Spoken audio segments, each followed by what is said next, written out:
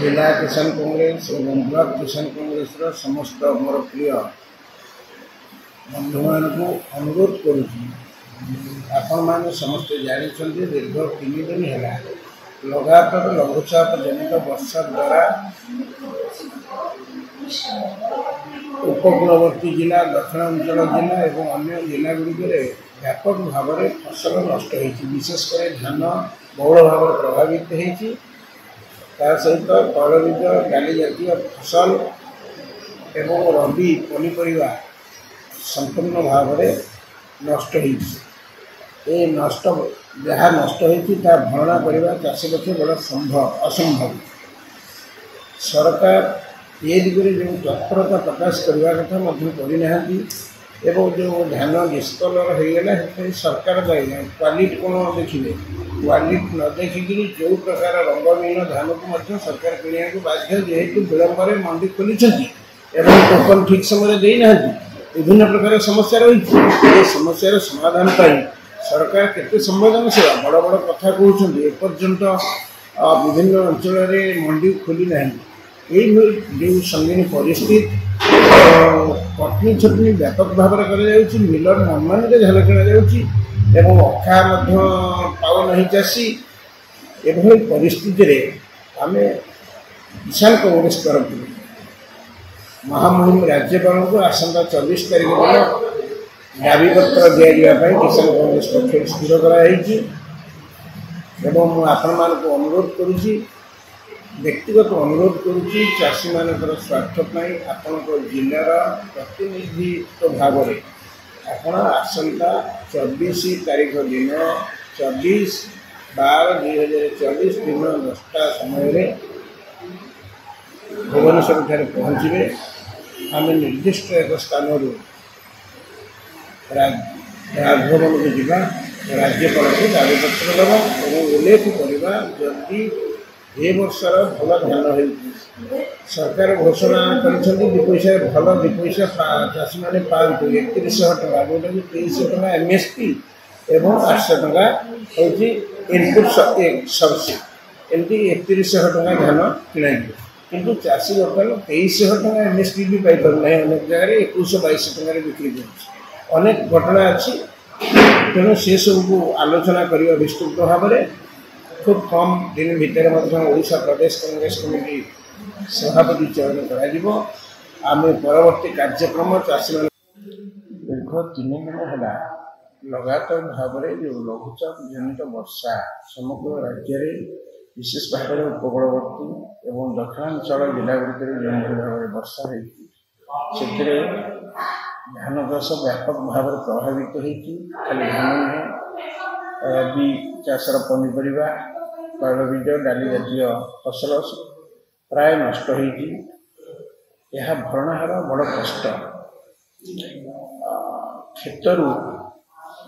खड़ा को धान आने संभवपर हो पारना खालुआ जमी वर्षा पानी जमी रहा जो से धान पचिगला प्राय पाचिला धान बजार को बसला चाषी को हा उपास अच्छा निर्धारित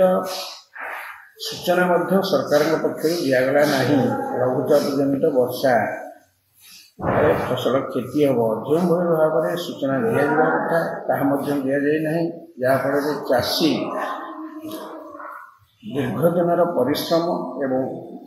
चाष जो अर्थ विनियोग करते सी पाइबा बड़ा कष्ट यही एक संगीन परिस्थिति सरकार पक्ष तत्परता तुरंत प्रकाश पाइबा दरकार एवं विभिन्न जिलार चाषी मान सहित जोगाजोग करने आमर कांग्रेस दलर अंचल जो मैंने कृषक नेता मान रही सहित आलोचना करने जहाँ सविशेष तथ्य मिलला वर्तमान व्यापक भाव में धान फसल नष्ट हो पनीपरिया नष्ट हो तैलबीज और डाली जातीय फसल नष्ट हो चाषी भरणा करने भारी कष्ट एवं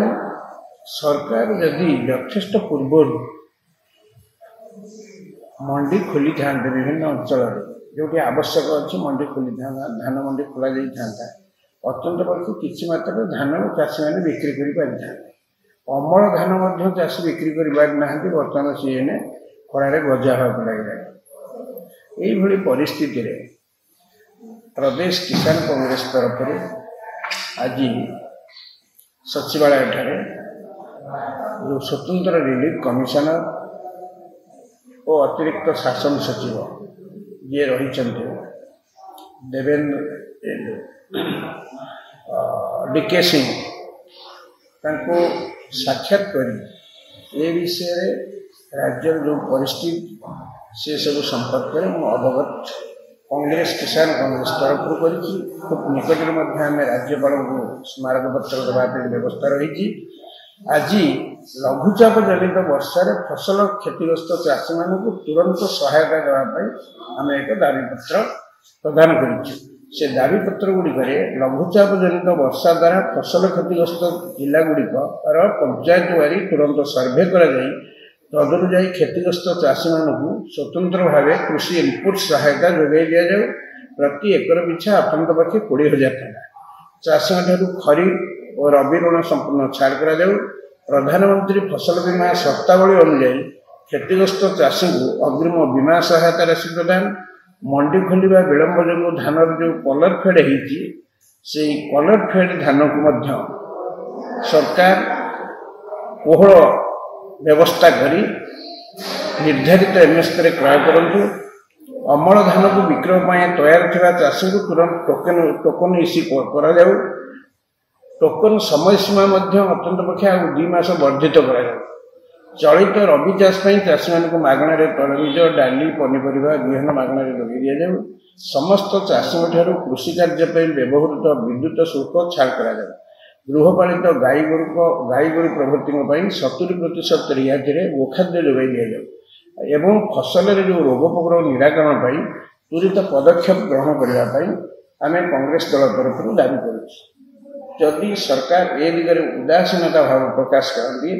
ଆଗାମୀ ଦିନରେ ପ୍ରଦେଶ କଂଗ୍ରେସ କମିଟିର ବରିଷ୍ଠ ନେତୃବୃନ୍ଦଙ୍କ ସହିତ ଆଲୋଚନା କରି କିଷାନ କଂଗ୍ରେସ ତରଫରୁ